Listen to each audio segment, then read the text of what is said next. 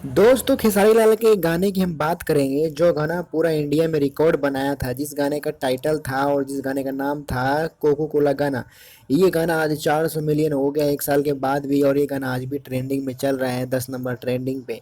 ये गाना और एक गाना और आया था नथुनिया, ये दोनों गाने ने 2022 में रिकॉर्ड तोड़ के रख दिया था खेसारी लाल यादव जी का। और पूरा इंडिया के अंदर ये गाना 10 में से 4 नंबर पे था, और भोजपुरी इंडस्ट्री में गाना 1 नंबर पे था।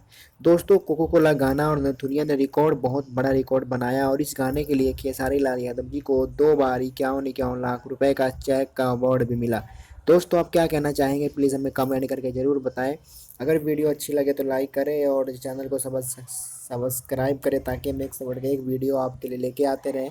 बस आप लोग अपना प्यार और आशीर्वाद बना के रखें, जिससे कि हम आपके लिए खेसारी लाल से संबंधित वीडियो लेके आते रहें।